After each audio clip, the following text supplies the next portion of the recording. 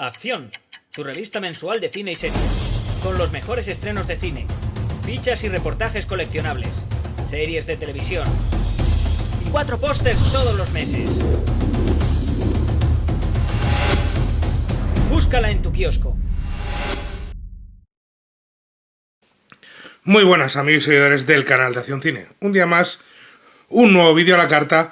En esta ocasión nos lo ha pedido nuestro amigo Gerardo. Gerardo, le voy a dar las gracias, como siempre hacemos en este momento, en unas cuantas ocasiones. La primera, y la más importante sin duda, haber solicitado esta videocrítica en este canal. Pedir una videocrítica a Acción Cine, ya sabéis que tenéis todas las instrucciones aquí abajo, en la descripción, y además seguramente pasará un faldoncito por aquí, un banner que os indicará de nuevo, os recordará cómo y qué instrucciones tenéis que seguir y dónde las vais a encontrar y cómo hacerlo para pedirnos críticas a la carta, ¿de acuerdo? Así que muchísimas gracias, Gerardo, por haber puesto en Acción Cine la confianza para hacer este vídeo. En segundo lugar, evidentemente, quiero darle las gracias por haberme elegido a mí, por haber decidido que sea yo quien hace esta videocrítica. Somos varios en la redacción los que nos encargamos de este trabajo, encantados, y de nuevo, muchísimas gracias, siempre sorprendido y siempre agradecido porque me elijáis a mí entre los que estamos en plantilla. Así que, de nuevo, gracias, Gerardo. Y en tercer lugar, Gerardo me ha hecho ver, le quiero dar las gracias porque me ha hecho volver a ver una película que recuerdo perfectamente la primera vez que la vi en el programa que era en el cine de García, en la 2, con su debate posterior. Un programa con el que yo aprendía mucho cine cuando era un crío, cuando tenía 13, 14, 15 años, incluso un poco más adelante, y un programa que en este caso me presentó una película que ya era más mayor, tendría 15, 16 años. Me dejó en shock cuando la vi, un shock que evidentemente con el paso del tiempo, no solo porque se pierde la sorpresa de la primera vez, sino porque además no solo nos insensibilizamos según nos hacemos mayores, sino que en este caso, cuando uno investiga sobre la película con el paso del tiempo y ve que había trucos, trampas, engañifas, pues el shock, el impacto evidentemente decae. Pese a todo eso, sigue siendo una película muy buena y muy recomendable, como película ante todo. Otra cosa es su aspecto biográfico. Su aspecto biográfico, pues a lo mejor no es tan bueno. Su aspecto biográfico a lo mejor no es lo que debería ser, y su aspecto biográfico a lo mejor creo que manipula muchísimo al espectador. Y estos son dos aspectos de la película. Por un lado, la factura técnica, narrativa, a nivel de guión, de desarrollo de personajes y situaciones, todo está muy bien. Luego está la factura ética respecto a la propia película. No porque lo que trate sea más o menos duro, sino porque lo que trate sea más o menos real. Y en una película es ficción, hablamos de ficción, siempre hablamos de ficción. Pero cuando tú te arropas en el hecho de ser una historia real, basada en hechos reales, todo lo que sucedió en esta película es cierto. Y cuando además lo acompañas de una campaña de promoción en su momento, que indica que la película es un claro reflejo de lo que sucede más allá de nuestras fronteras, y algo que deberíamos estudiar, porque hay miles de norteamericanos padeciendo más allá de nuestros muros, que era algo parecido a lo que decía la publicidad, la nota de producción de la película. Pues entonces, quizá te has ido 3 pueblos más lejos de lo necesario. Y es su mayor pero, el sensacionalismo, parte de paternalismo, el convertir a los antagonistas en absolutos monstruos y villanos, que no haya ni una gota de humanidad, y que creo que es algo que, por desgracia, sucede muchas veces. Es algo que a mí me pasa a veces con cierto tipo de cine, y con cierto tipo de cine de este género, y si miráis en nuestra propia filmografía española, vais a encontrar alguna película así. Así que estoy hablando de El Expreso de Medianoche. Estoy hablando de la película de Alan Parker, de 1978. Película que estuvo nominada a Mejor Película, Mejor Director, Mejor Actor Secundario, John Hurt, que es uno de los pequeños peros que tiene la película para mí, no por John Hurt, que está sensacional, sino porque llega un momento determinado que digo, si te quitas de en medio al prota y te concentras en John Hurt, tampoco pasa nada. Me interesa un poquito más que el otro. Y es uno de sus peros. No puedes poner a John Hurt cara a cara con Brad Davis, que es el protagonista, es que se lo come con patatas. Y la película, basada en la novela en el libro autobiográfico de William Hayes, de Bill Hayes, que es el protagonista de la historia, ganó 2 de los Oscars que estaba nominado. Mejor banda sonora para Giorgio Moroder, la primera banda sonora que completamente con sintetizadores que ganaba el Oscar a mejor banda sonora, y el mejor guión adaptado para Oliver Stone, que tenía aquí su primer gran encargo trabajando como guionista en un principio. Un Oliver Stone que en 2004 o algo así pidió perdón, un Alan Parker que en 2003 o algo así pidió perdón, y un William Hayes, un Bill Hayes, que cuando viajó a Turquía, de vuelta a Turquía en 2007, el auténtico, el protagonista, pidió perdón. Cuando tanta gente pide perdón por una película, algo huele a podrido en Dinamarca. Y repito, cinematográficamente es muy buena, y ahora hablaremos de ello. Si no conocen la historia de Bill Hayes, de William Hayes, es un joven que de viaje en Turquía intenta pasar de contrabando varios kilos de hachís y es detenido. La situación está complicada, la situación está en que da igual lo que pases de contrabando, si en un momento determinado te pillan, pues si te consideran culpable de contrabando y no solo de posesión, pues te va a caer la perpetua. Y en una prisión turca, pues no se está precisamente bien. Con lo cual este joven se enfrenta a uno de los peores momentos de su vida, cuando le encierran en una prisión turca y tiene que aguardar juicio, veredicto, confirmación del veredicto, etcétera, etcétera, mientras quizá lo más sensato sea intentar escapar y cruzar la frontera a Grecia. De hecho, Midnight Express, que es el título original, El Expreso de Medianoche, es en jerga carcelaria un intento de fuga. Por lo que he leído. No soy experto en intentos de fuga, pero al parecer el título hace referencia a eso, un intento de fuga, de fugarse de un bloque de celdas en jerga carcelaria.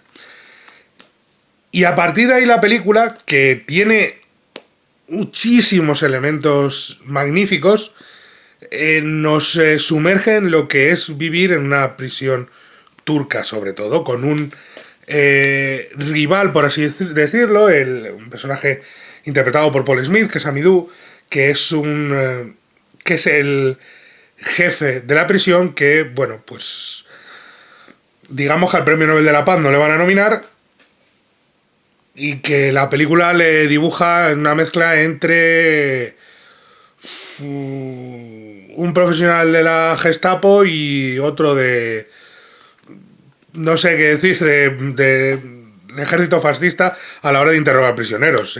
Evidentemente, esa es una de las claves de la película, el tema de la tortura. Y la película, evidentemente, pese a estar basada en hechos reales, creo que es conveniente recordar que esto es una crítica con spoilers. Entonces, esta película, si no la han visto, yo imagino que nuestro amigo Gerardo la ha visto varias veces y por eso me ha pedido la crítica. Es el momento de parar el vídeo, detenerlo, alto aquí, átame esos caballos, cortar la videocrítica, y cuando hayan visto la película, cuando hayan visto El Expreso de Medianoche, yo tengo la edición en Blu-ray y la tenía hace un momento por aquí y no sé dónde la he metido. Pero vamos, si la tienen a mano en Blu-ray o en DVD, véanla. Hay varias ediciones y creo que no es muy difícil de conseguir. Yo la tenía por aquí, en esta balda aquí, que están las ediciones de los Sony Classics estos, con el slipcover amarillo dorado, pero no sé dónde he metido no sé dónde la he metido. Si no la han visto, vean la película y luego cuando terminen es el momento de volver y junto con nuestro amigo Gerardo y un servidor, pues nos podemos poner a departir sobre lo que es El Expreso de Medianoche. Que es una película extremadamente sensacionalista, es cierto. Y ese es su mayor pero, para mí. Ese es el momento en el que yo creo que se le va de las manos la historia. Y por eso tuvieron que pedir tantas veces perdón, porque el propio William Hayes comentó por activa, por pasiva, del derecho y del revés, que lo que contaba la película y lo que le sucedió en realidad no tenían nada que ver en absoluto. La película, a partir del encierro del protagonista y de su encarcelación, muestra que las prisiones turcas pues, son poco menos que el infierno, que todos los turcos son monstruos, o corruptos, o miserables, o torturadores, o asesinos, o traidores, que todo lo que hay en Turquía es malo, que todo lo que representa Turquía es malo y que el sistema penal incluso turco es lamentable. Lo cual, conociendo los problemas que tienen en Estados Unidos con su sistema penal, es cuando menos irónico. Pero bueno, son cosas de la vida. Y en este caso lo digo como estudiante que fui de Ciencias Políticas, que en Derecho Internacional tocó algunos palos de derechos de grandes sistemas judiciales para entender un poquito cómo funciona el derecho internacional, ya que veníamos de derecho constitucional en nuestro país, de haber estudiado derecho constitucional.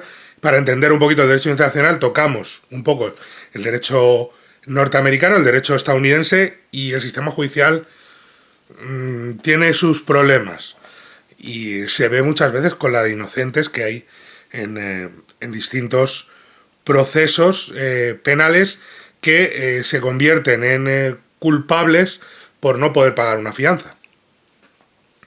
Y en el momento en el que no puedes pagar una fianza, te conviene casi más declararte culpable y reducir la sentencia que arriesgarte a un juicio en el que si no tienes para pagar una condena, si no tienes para pagar una... se me ha ido ahora la palabra, no vas a tener para pagar a un buen abogado que te evite acabar en prisión. Con lo cual mucha gente, y se calcula que es un alto porcentaje, decide aceptar esa condena antes que pelear contra el sistema. Lo dicen en varios momentos, y varios analistas de derecho hablan de esa dualidad entre no debería ser así, pero existe un derecho para ricos y otro para pobres, que es más marcado en sistemas penales como el norteamericano, como el estadounidense. Con lo cual es muy irónico que la película hable de garantes y de problemas cuando tiene esa situación. Otra cosa es cómo lo hace.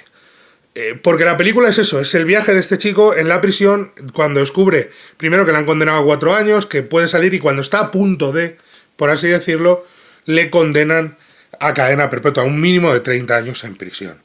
Lo cual le hunde la vida. Es 1970, empieza el viaje, y él se encuentra en una situación en la que no sabe si quitarse de medio, si fugarse, si suicidarse. Tiene un viaje a la locura muy peculiar, que le lleva incluso a una situación extrema en la que le muerde la lengua a un compañero. Se disocia de la realidad casi por completo, pierde su sensación de humanidad, se siente un número, un objeto, se siente menos que persona, por un crimen que ha cometido, pero que no ha matado a nadie. Y que en el libro te cuentan que era el 4º viaje ya que hacía William Hayes, que ya había ido en 3 ocasiones. También te cuentan que él no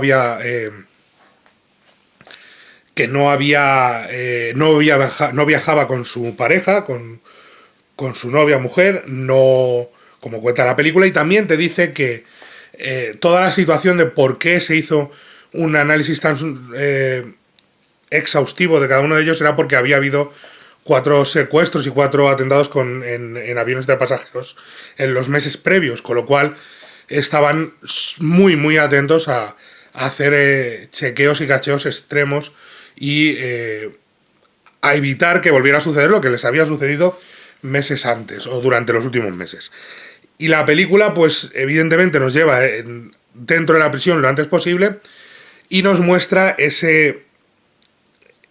esa tortura continua, con esos golpes brutales, con dormir al raso, con esa comida, con poco a poco intentar buscar un rincón, un grupo, un lugar donde sentirse respetado por lo menos, o donde se le permita existir dentro de la propia visión, con ese grupo de anglosajones entre los que se encuentran Randy Quaid y John Hurt, que es para mí lo mejor de la película. Y es una muy buena película, pero es lo mejor de la película de calle, porque está portentoso. Con nada, es que haciendo nada, el muy mamón, perdonen la expresión, es un tipo que haciendo nada, nada especial, no hace aspavientos, no, simplemente con una mirada lánguida, con un gesto con la mano, con nada, con 4 detalles, dices, se ha compuesto el personaje él solo y se come a el resto del reparto. En prisión, buscando quizá un poco de afecto, tiene ese momento en el que tiene un pequeño encuentro erótico con otro compañero en las duchas. Honestamente, para ser un sitio donde tanto les torturaban y tanto, lo de la cena de las duchas era como, esto no encaja con la peli que me estás contando. Es como, esta escena está sacada de contexto, o sea, no porque en la vida real, de hecho, no fue un encuentro, fue una relación la que mantuvo una relación romántica con un compañero durante toda su estancia, pero aquí es como, es que está rodado como con la ducha y tal, pero si no les dejan ni respirar prácticamente, todo es un poco como si me venía a cuento. Sin embargo, la escena posterior, cuando él ya cree que lo ha perdido todo y está al borde de la locura, cuando viene su novia a visitarle y a través del cristal él le pide que se desnude ella para poder masturbarse y él se derrumba porque ve en lo que se ha convertido, creo que es la secuencia más emotiva de toda la película, la más humana y la que menos aderezos tiene. Tiene ese momento en el que ella no puede mirarle porque ve en lo que él se está convirtiendo y él se da cuenta. No hay nada erótico en esa escena. Hay un momento animal, un momento de necesidad de contacto, un momento de querer sentirse vivo por un momento, de querer sentir el contacto con esa persona a la que has querido. Esa persona que ha sido tu pareja, tu novia, y que de repente la tienes ahí, no la puedes tocar, está el cristal entre medias, la deseas, pero la deseas como un animal, no hay algo romántico, no hay algo bonito. Y él mismo se da cuenta de todo eso. Ese momento es maravilloso, eso es brutal, es cuando se le caen los palos del sombrajo al protagonista y dice, y hasta aquí hemos llegado. Y esto es en lo que me he convertido, soy un animal, han conseguido lo que querían. Me he convertido en el animal que seguía por instintos, por la supervivencia, por el deseo más básico, por cosas, el hambre o el frío, en vez de por algo un poco más elevado como se supone que debemos a veces guiarnos los seres humanos. Y él se da cuenta de esa transformación y de ese viaje que ha cometido, que creo que es más interesante que todo lo de las vejaciones y las torturas, porque creo que tiene que ver con la privación de libertad en un sitio tan distinto y en un lugar en el que no es tu idioma, no es tu cultura, donde las condiciones son peores, pero el propio William Hayes lo cuenta en el libro y lo ha contado, dice, si hubieran hecho la película sobre lo que a mí me ha sucedido realmente y la gente que lea el libro se va a aburrir, puede decir, vaya, si no le pasó nada, estuvo encerrado, no le daban coba, no le dejaban salir, no estaba encerrado, era prisión, le habían condenado, tenía que pensar en escaparse, pero no había palizas, los turcos no eran malos, malísimos, es totalmente distinto. O sea, es que la perspectiva es totalmente distinta entre el libro y la película, y eso, una cosa que siempre decimos nosotros, una cosa es ser fiel a la historia página por página y otra cosa es ser fiel al espíritu. La película no es fiel al espíritu de la biografía ni de la vivencia de William Hayes. Y es una pena, porque creo que tiene todos los elementos visuales y narrativos necesarios. Repito, el guión está muy bien construido, exceptuando quizás para mí la escena del juicio, segundo juicio, cuando le van a confirmar la sentencia, cuando él sabe que le van a condenar a cadena perpetua y que está allí haciendo un trámite burocrático y hace esa declamación en contra del sistema penal turco, protestando y tal, que queda un poco forzada y que queda un poco cogida por los pelos para mí. no es el momento más fino de la película. Sí lo es, por ejemplo, cuando juega con ese humor un poco macabro, cuando con el tipo este del ojo que les traiciona y les vende y luego quieren vengarse de él, y es con lo del dinero. ¿Dónde te guarda el dinero? Detrás, en la radio, en la parte de atrás. Y le queman el dinero. Eso creo que es magnífico. Creo que cómo está tratado, cómo está hecha esa escena en la que les tiran todo, les rompen todo, tiran sus camas, les rompen las almohadas, los colchones, buscando el dinero. Y a ellos les da igual, ellos están fuera y están diciendo, sí, amigo mío, pero te la has ganado a pulso y el dinero no va a aparecer. Ese momento me parece con mucha mala uva. Me parece una pequeña gran victoria para los protagonistas y me parece que tiene ese aspecto más... te lo estás pasando bien y dices, no debería estar disfrutando este momento porque los protagonistas están sufriendo muchísimo y están pasando uno de los peores momentos de su vida. Que es cierto, y lo estás viendo, está diciendo, es que no están precisamente de vacaciones. No se han ido a un viaje de fiesta. Al principio sí, pero ahora Turquía se ha convertido en otra cosa. Y creo que en ese sentido la película, en esos aspectos, cuando hace esas cosas, funciona muy, muy, muy, muy bien. La crítica en su momento no fue nada complaciente con la película, no la defendió y de hecho la acusó de ser demasiado sensacionalista. Y es, repito, el hecho de que los turcos sean villanos, ogros, malos, sin ningún tipo de personalidad, no ya bidimensionalidad, es que son unidimensionales. Los guardias son intercambiables, no tienen ninguna personalidad y el jefe de ellos, que es el único, es un monstruo despiadado que solo tiene odio en su corazón y que hará lo que sea para acabar con nuestros protagonistas, sobre todo con nuestro increíble protagonista. Un protagonista que, por cierto, Brad Davis se cargó su carrera. Aquí era una estrella prometedora y al parecer se cargó su carrera. Un año después del estreno de la película contrajo SIDA, no lo comunicó durante mucho tiempo y falleció víctima del SIDA en 1991, 91 creo que recordar, con solo 41 años. Su esposa, de hecho, su viuda en este caso, sigue luchando por mantener la visibilidad sobre el SIDA y el tratamiento de la enfermedad y luchando contra ella. Pero es la historia de uno de esos juguetes rotos de Hollywood. Al parecer decían que durante el rodaje y posteriormente abusaba de las drogas el propio actor, lo cual acabó convirtiendo su carrera en una caída en picado del éxito a una carrera mediocre realmente, que es lo que tuvo. Quizá uno de los momentos más recordados sea su presencia en la serie Jefes, la miniserie Jefes, porque él no llegó a triunfar nunca más allá de esta película y fue por eso. De hecho, se extrañaban de que no estuviera nominado a Mejor Actor cuando tiene una muy buena interpretación y decían que era porque había estado en varias fiestas de Hollywood y no había gustado nada su actitud a la gente. Ya sabemos que esto, los premios muchas veces es política. De hecho dicen que un director en una fiesta viéndole hacer barbaridades dijo y ahí va otra carrera tirada por el retrete antes de comenzar. Y es una pena porque Brad Davis está realmente bien, sobre todo no exagera, podría ir a la locura más extrema, más de gesticular y no, cuando se derrumba muy hacia adentro, el momento con su pareja.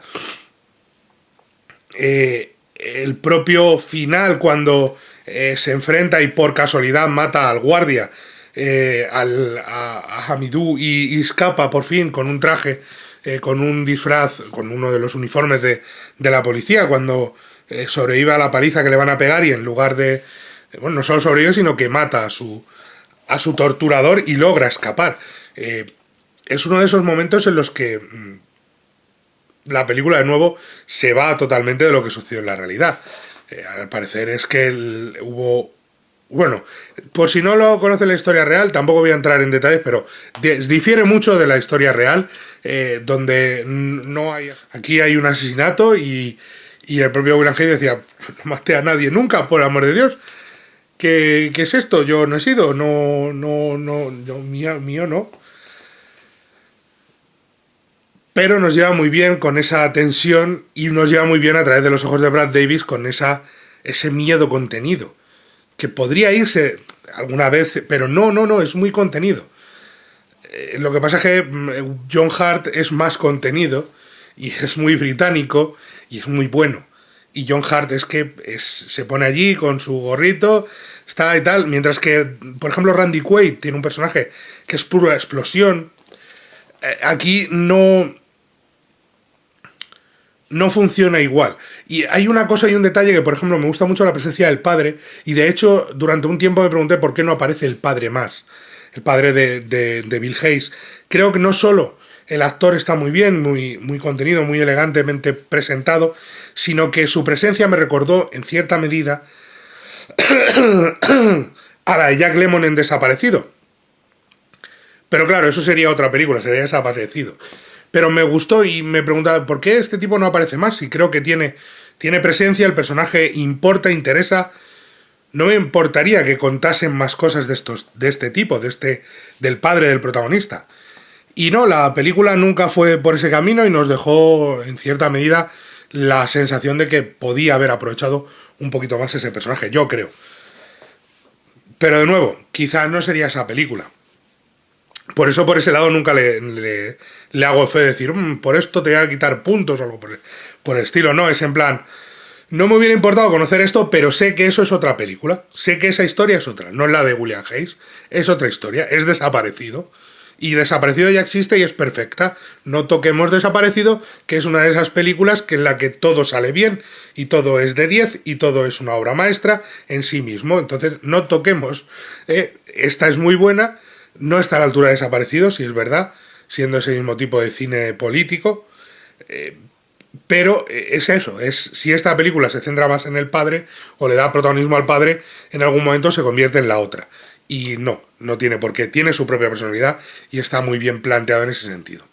Me gusta muchísimo cómo Alan Parker, que venía de rodar aquella cosita que era Bugsy Malone con niños y tal, que le propusieron rodar varias películas infantiles y dijo no para ir a rodar esta, aunque Oliver Stone había propuesto a Michael Cimino originalmente, pero Cimino quería hacer El Cazador y de hecho las dos películas se enfrentaron a Mejor Película y ganó El Cazador, Mejor Película y Mejor Director. Es Mejor Película.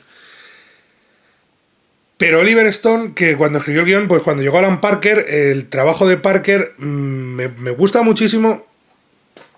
Alan Parker es un director muy poco dado a los excesos. Incluso cuando hemos hablado, yo en este vídeo, en este mismo canal, tengo la de El Corazón del Ángel. Y es una película ya saben sobre lo que va. No voy a hacer spoilers sobre El Corazón del Ángel. Pero aquí, que podría ser mucho más... A ver, la película ya sabemos que es sensacionalista, pero para que me entiendan, cuando le llevan del brazo al sanitario, al psiquiátrico, el personaje Hamidou lleva a William, del brazo y le tira cuando le ha pagado el soborno y no funciona y se lo lleva, todo lo que estamos viendo... Todo lo que lo vemos de ese plano lejos, como si estuvieran subiendo casi en un faro, allí aquel camino, casi escalinata que va llevando, muy de lejos. Es un director que le gusta tomarse su espacio, que le gusta ver la escena desde lejos, disfrutar de la perspectiva que da el espacio. Y luego, por supuesto, darle a los actores todo el plano corto y el primerísimo primer plano, que quieran para explayarse y demostrar su talento. Pero no importa, sobre todo cuando en un espacio tan reducido, cada vez que tiene la oportunidad, nos muestra la enormidad de la prisión, la deshumanización que supone todo eso con esos planos largos. Evidentemente, el uso de la fotografía está muy marcado por la ausencia de colores brillantes, vibrantes, llenos de vida. Todos son ocres, grises, blancos, negros, cenizas. Fijaos cuando están revolviendo la habitación, la celda, no hay colores, nada de lo que tienen, ninguno de ellos es de un color que digas, anda, mira, incluso la ropa del inicio es bastante discreta, pero claro, en comparación con lo otro, es llena de colorido, los uniformes, todo tiene un color, ese tono apagado, gris, sucio, lo cual es genial. Muchas veces, ¿cuántas veces vemos una película, una serie, un producto audiovisual y nos damos cuenta de que la ropa es nueva? Y tiene aspecto de decir, te has estrenado el uniforme de guardia, te lo has puesto hoy por primera vez, no lo has tenido ni 2 días. Y aquí no, los uniformes están gastados, sucios, algunos con el botón desabrochado, sudorosos, cómo utiliza el sudor como perlas en la cabeza de los personajes, cómo mueve a los personajes en ese territorio incómodo y caluroso a veces y frío en otras ocasiones, que es el lugar donde suceden los hechos. Todo eso, visualmente, de una sola pasada, Parker nos lo demuestra. Parker tiene mucho talento para esas cosas y funciona muy, muy bien en ese sentido. Y a mí me encanta en varias de sus películas. Yo creo que, ya lo dije en el Corazón del Ángel, que me gusta un montón, creo que esta es, si no su mejor película, está ahí porque a mí personalmente, ya sé que en el musical es, wow, bueno... Pero a mí, personalmente, la que más me gusta es Art de Mississippi. Eso lo hemos dicho, creo que más de una ocasión. Art de Mississippi es cremita en rama, canela en rama, perdón. Y el otro día la echaron en televisión y te pones a verla y es que la devoras de principio a fin, porque no solo es un thriller policíaco buenísimo, sino que entra a fondo en el problema del racismo en el sur, etcétera, etcétera. O sea que Parker es muy bueno presentando todo eso, juega muy bien con la fotografía en este caso y maneja muy bien a los personajes en ese entorno tan opresivo como es la prisión que él monta. Otra cosa es que sea un poco sensacionalista, un poco bastante. Y aquí estamos en ese territorio en el que dices, sí, pero es que es ficción, sí, pero es que está basado en una historia real. Y no es que te tengas que ceñir página por página, pero sí ser honesto. Y no que el autor del libro, cuando vea la adaptación, diga, oiga, que no eran, todos los turcos me van a odiar por algo que no es verdad. No que tengas que pedir años después perdón y decir, Alan Parker dijo, haría las cosas de forma distinta. Estoy muy orgulloso de la película, pero si la hiciera hoy, haría las cosas de forma distinta. El escritor dijo, perdonen, pero en una entrevista con el Corriere de la Sera dijo 3/4 de lo mismo, es que no es la historia que yo he vivido, es que eso se lo han inventado todo. E incluso los personajes como Oliver Stone en 2004 pidió disculpas. Todo eso nos demuestra que es una película con ese bagaje audiovisual muy bueno, pero que es muy manipuladora. Y yo siempre he dicho que no me gusta que cuando me manipulan, no quiero enterarme. Si me entero que me están manipulando durante la proyección y demás, digo... Y aquí es que es muy manipuladora desde el principio. Desde el principio, o sea, la escena, como primero pasa el primer control, pero luego cuando van a llegar al avión justo, y es como, a ver, no quieres ser realista, quieres ser sensacionalista. Y ese es su gran lastre. Aparte del hecho de que John Hurt es mejor que Brad Davis de aquí a Lima, y de vuelta, y se lo come con patatas.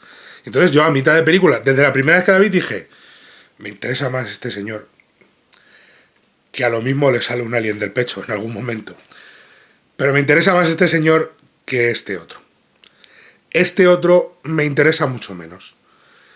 No porque no me interese en absoluto, sino porque me interesa más el otro. Mucho más. Por eso creo que es una película muy buena, muy recomendable, pero con sus peros. Con estos peros que os he explicado y que le he explicado al amigo Gerardo. Para mí es una película de 4 estrellas, que creo que son más que merecidas y más que considerables, teniendo en cuenta lo que estamos hablando. 4 estrellazas.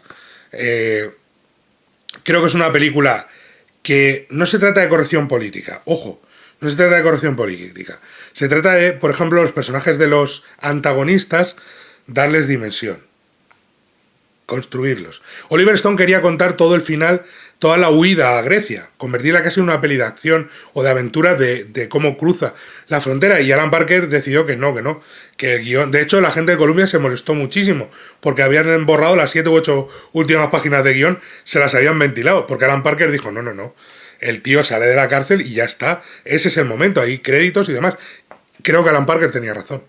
Creo que extender más la historia más allá, no, lo importante es el viaje en la cárcel del personaje y su salida. Y una vez ha logrado la libertad cruzó la frontera, ya sabemos que cruzó la frontera, ya está. El 5 de octubre de 1974 cruzó la frontera, perfecto, a Grecia. Y luego 3 semanas después aterrizó en Estados Unidos, ya está. Toda la aventura de cruzar, de esquivar, no. El viaje es en la cárcel. Pero hay que darle dimensión a esos personajes, no pueden ser villanos de pandereta. No podemos jugar a eso, porque entonces, amigo mío, no estamos haciendo una película equilibrada. No seas sensacionalista. No tienes que contar las cosas como son, pero si no las cuentas, no te vayas a los extremos. No te vayas a las cosas fáciles, no te vayas a lo fácil. Y esta película muchas veces tira por lo fácil porque es sensacionalista. Y ahí creo que está su mayor pecado. Igualmente, son 4 estrellas porque creo que es una muy buena película. Creo que es una película de obligado revisionado para cualquiera.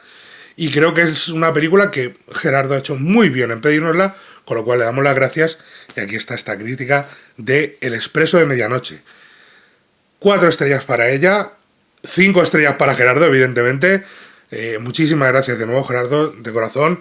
Y ya sabéis, los demás tenéis en kiosco la revista, ya estamos trabajando en el nuevo número, pero por ahora tenéis ese avance de 2021 en kioscos, con las películas escritas en ficha, para que podáis ver cada una de las fichas con los mini póster que se va a estrenar de aquí a final de año, en cines y en plataformas, o que esperamos que se estrene, porque no sabemos nada.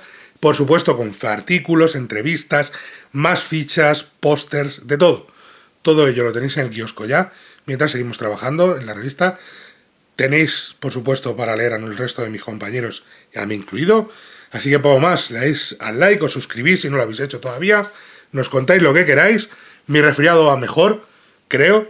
Así que muchísimas gracias a todos los que os habéis preocupado también. Y nos vemos en la próxima. Muchas gracias, Gerardo. Adiós. Acción, tu revista mensual de cine y series. Con los mejores estrenos de cine, fichas y reportajes coleccionables, series de televisión y 4 pósters todos los meses. Búscala en tu kiosco.